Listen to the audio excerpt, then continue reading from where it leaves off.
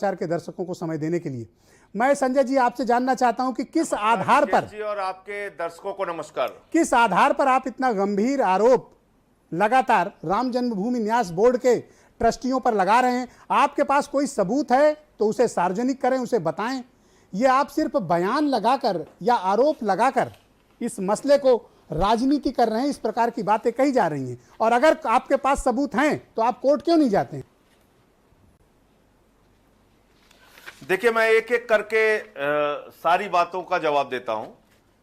पहली बात तो ये बैनामे का कागज है, ये आपके पास भी होगा। 7:10 पे 18 मार्च 2021 को हरीश पाठक और कुसुम पाठक से सुल्तान अंसारी और रवि मोहन तिवारी ने 5 करोड़ 80 लाख मालियत की जमीन 2 करोड़ में खरीदी। और इसमें जो सदस्य गवाह बने वो राम जन्मभूमि ट्रस्ट के सदस्य हैं अनिल कुमार मिश्रा और भाजपा के मेयर ऋषिकेश उपाध्याय।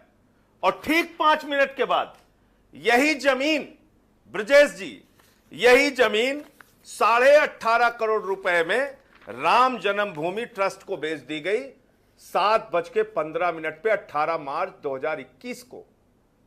5.5 लाख रुपए प्रति सेकंड, 3 करोड़ 30 लाख रुपए प्रति मिनट। दुनिया में किसी हिस्से में आपने जमीन महंगी होते हुए देखी है? टोक्यो में, पेरिस में, लंदन में, न्यूयॉर्क में, जर्मनी में, फ्रांस में, अमेरिका में कहीं आपने इतनी जमीन महंगी होते हुए देखी है? लेकिन ट्रस्टियों का यह कहना है कि यह एग्रीमेंट 2011 से चला आ रहा है। और जो ट्रस्ट का कहना है 2011 से ये एग्रीमेंट चला आ रहा है। हाँ, ये आप किस आधार पर ऐसा कह सकते हैं? ये आपके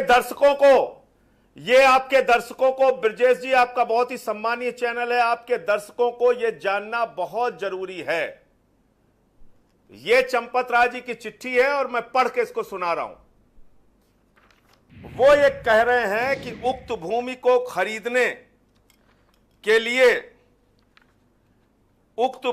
खरीदने के लिए वर्तमान विक्रेता गणों ने वर्षों पूर्व जिस मूल्य पर रजिस्टर्ड अनुबंध किया था, उस भूमि को उन्होंने 18 मार्च 2021 को बैनामा कराया।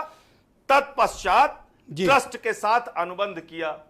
यानी वो क्या कह रहे हैं? साफ तौर पे कह रहे हैं कि ये बैनामा जो हुआ, कुसुम पाठक और हरीश पाठक ने जो बैनामा सुल्तान अंसारी और रवि मोहन तिवारी को किया जी, इसका तो उन्होंने बरसों पहले एग्रीमेंट, रजिस्टर्ड एग्रीमेंट किया था। ब्रजेश जी, आप भी जानते हैं और जिसने भी इस उत्तर प्रदेश में जमीन खरीदी होगी वो सारे लोग जानते हैं। अगर किसी जमीन के मामले में आप पहले से कोई लेन देन करते हैं, अगर किसी जमीन के मामले में अगर पहले से कोई आप एग्रीमेंट करते हैं, अगर किसी जमीन के ऊपर कोई लोन होता है, कहीं वो बंधक होती है, कहीं किसी के नाम पे हस्तांतरित होती है, तो जब आप उसको रजिस्ट्री कराते हैं तो उसका उल्लेख करते हैं। रजिस्ट्री में ये सारी बातें लिखी जाती हैं। ये दर्ज होता है कि किसके किसके नाम पे पहले एग्रीमेंट था, कितना एडवांस मिला था, कितना पैसा पहले लिया गया और कितना पैसा अब दिया जा रहा है। लेकिन ये रजिस्ट्री का कागज है मेरे सामने। ब्रजेश जी, अपने दर्शकों को दिखाइए और इनका झूठ बताइए कि कितना बड़ा झूठ ये लोग बोल रहे हैं चोरी और भ्रष्टाचार के। पिछले 3 दिनों से मैं देख रहा हूं आप नियमित मीडिया में आकर स्टेटमेंट देते हैं, नए कागज दिखाते हैं। आप इसकी कंप्लेन क्यों नहीं करते हैं? आप भारत सरकार में शिकायत करिए, आप उत्तर प्रदेश के मुख्यमंत्री शिकायत करिए, आप हाईकोर्ट, सुप्रीम कोर्ट जाइए। ये कागज अगर पूरा नहीं करूंगा तो बात अधूरी रह जाएगी। इसको पूरा कर लेने दीजिए जी। इसमें रजिस्ट्री में साफ तौर पर लिखा हुआ है, इस जमीन को कहीं बंधक नहीं रखा गया, इस जमीन पे कोई लोन नहीं है, यह जमीन सभी प्रकार के भारों और प्रभारों से मुक्त है। यह साफ तौर पे लिखा हुआ है, अपने दर्शकों को दिखाइए। इसका मतलब क्या हुआ कि रजिस्टर्ड अनुबंध, वर्षों पूर्व अनुबंध, पहले से कोई एग्रीमेंट की बात सरासर झूठी है। 50 लाख रुपए एडवांस लेने की बात सुबह से चलाई जा रही है, वो सरासर झूठी है, क्योंकि इसमें तो लिखा है जमीन 2 करोड़ में आरटीजीएस, जमीन 2 करोड़ में खरीदी गई और 2 करोड़ आरटीजीएस किया गया। अगर 50 लाख एडवांस होता तो 1.5 करोड़ रुपए आरटीजीएस होता। तो एक सच को छुपाने के लिए तो आप हजार इसकी झूठ बोलने शिकायत की सुप्रीम कोशिश की कोर्ट, जा हाई रही है। कोर्ट, भारत की सरकार, उत्तर प्रदेश सरकार से क्यों नहीं करते हैं? मैं देखता हूं पिछले 3 दिनों से आप लगातार मीडिया पे आते हैं, बताते हैं, नए नए पेपर लेकर आते हैं, आप प्रतीक्षा शिकायत कीजिए क्यों ना नहीं ब्रजेश करते जी, हैं? सब कुछ करूंगा, सब कुछ करूंगा, लेकिन इनको बेनकाब तो होने दीजिए। पता तो चलना चाहिए कि देश की सरकार इस मसले पर क्या कर रही है। पता तो चलना चाहिए कि देश की एजेंसियां इस मसले पर क्या कर रही हैं। पता तो चलना चाहिए कि भाजपा के जिन विधायकों ने, सांसदों ने, मंत्रियों ने, मुख्यमंत्रियों ने करोड़ों राम भक्तों से चंदा लिया, आज उस चंदा चोरी पर वो क्या बोल रहे हैं, क्या कार्रवाई कर रहे हैं, ये इस देश के लोगों को पता आपका चलना आरोप चाहिए। क्या है? क्या लेकिन इसमें मैं दलाली खाई गई आपके है चैनल पर या साफ कोई तौर पे अनियमितता कहना हुई है? चाहता हूं, मैं चैनल पे कहना चाहता हूं आपके कि इन चंदा चोरों को जेल भिजवाकर मानूंगा, चाहे कोर्ट जाना पड़े और चाहे पार्लियामेंट में इस विषय को उठाना पड़े। मैं चुप बैठने वाला नहीं हूं। ये मेरे ऊपर हमले कराएं और चाहे मेरी हत्या करवा दें, मैं आपके चैनल पे इस बात को कह रहा हूं, इनको किसी भी प्रकार से क्षमा योग्य लोग नहीं है ये। संजय इन जी, चोरों को जेल आपका में होना डाउट किस बात पे चाहिए। है? आज क्या राम इसमें कोई मंदिर कमीशन निर्माण दलाली की खाई गई गति, है? राम मंदिर निर्माण की गति इस चोरी की वजह से रुकी हुई है। आपको डाउट किस बात का है? क्या कोई दलाली खाई गई है या कमीशन खाया गया है? अरे आपने तो मुझसे भी बड़ा खुलासा कर दिया अभी ना, अभी तो मैं आपको सुन रहा था। ये तो जमीन 3 किलोमीटर दूर खरीदी गई है। आपने तो मुझसे भी बड़ा खुलासा कर दिया ब्रजेश जी।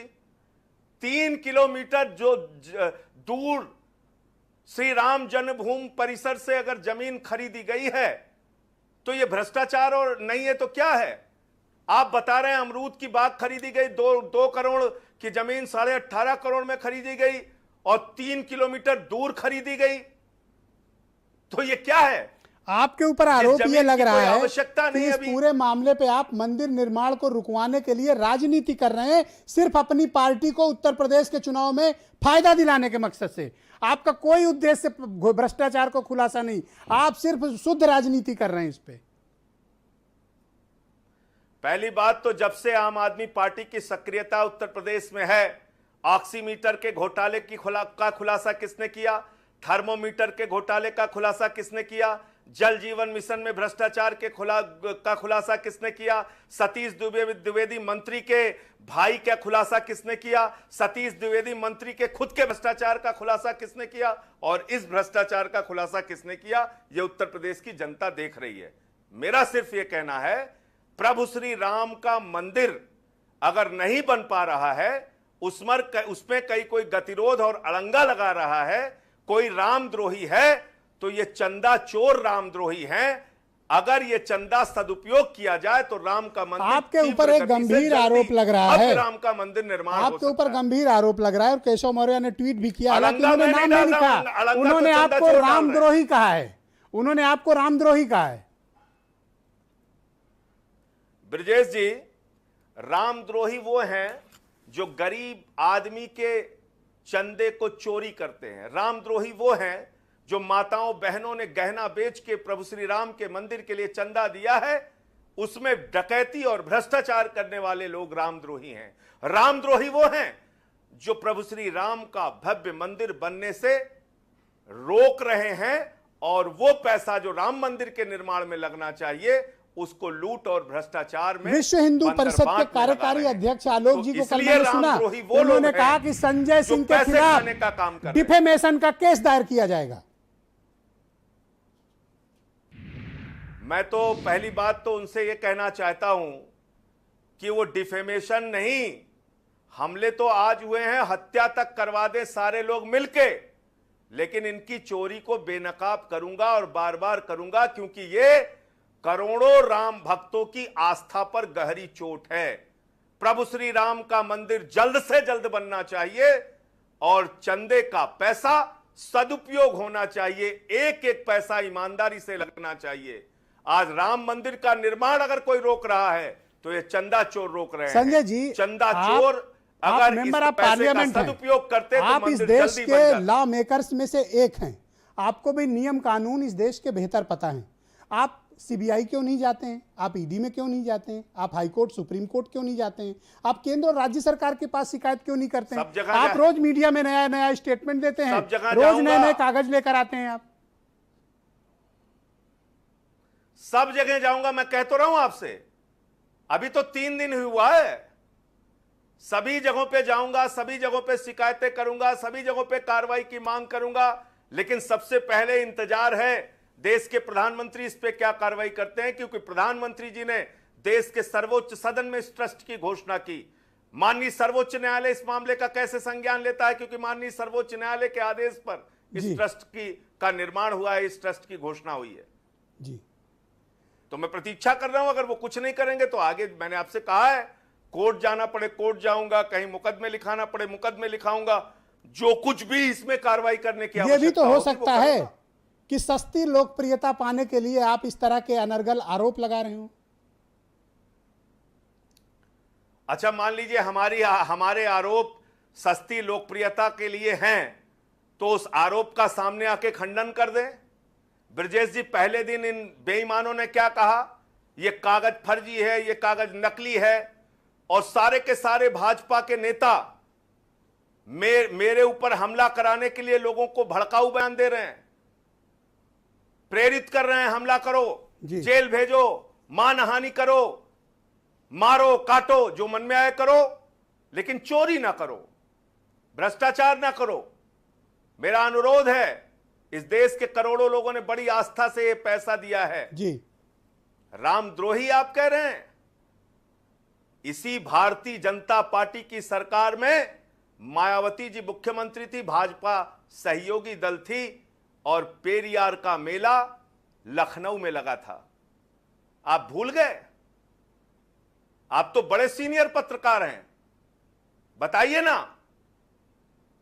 पेरियार का मेला लगा था लखनऊ में। अब इसमें पेरियार कहां से आ गए? सारे के सारे बात हम अयोध्या की पार्टी जमीन की कर रहे हैं, आप मायावती और पेरियार को उठा लाए। मैं कह तो रहा हूं आपसे कि रामद्रोही कहने वालों को अपने गिरेबान में झांकना चाहिए। प्रभु श्री राम ने आपको नहीं कहा चंदा चोरी करने के लिए जी। प्रभु श्री राम ने नहीं कहा था कि 2 करोड़ की जमीन तुम 18.5 करोड़ में खरीदना। भारतीय जनता पार्टी के नेता जिन्होंने चंदा वसूला है, उनको जवाब देना चाहिए सामने आके जी।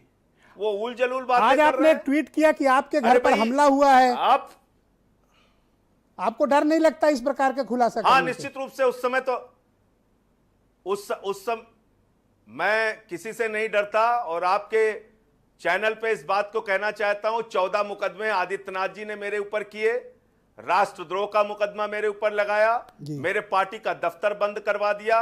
जितनी प्रकार से उनकी कोशिश हुई, उन्होंने मुझे प्रताड़ित करने की कोशिश की, लेकिन मैं किसी से न डरता हूं, न झुकता हूं, न रुकता हूं। जो सच है उसके लिए बोलता हूं। और भाजपाइयों से मैं कहना चाहता हूं, देखो ऐ भाजपाइयों, ऐसा काम ना करो और राम का नाम बदनाम ना करो। प्रभु श्री राम के नाम पे जो चंदा चोरी कर रहे हो, पूरा देश आपको देख रहा है, ये बंद कर दो, और जो पैसा एक रुपया सदुपयोग करो। बहुत बहुत धन्यवाद मुसीबत से लोगों ने ये चंदा दिया है, बहुत बहुत शुक्रिया आपका, मजदूर ने, माताओं बहनों ने। बहुत बहुत शुक्रिया, बहुत बहुत धन्यवाद। आप आपने अपना बहुत कीमती वक्त निकाला।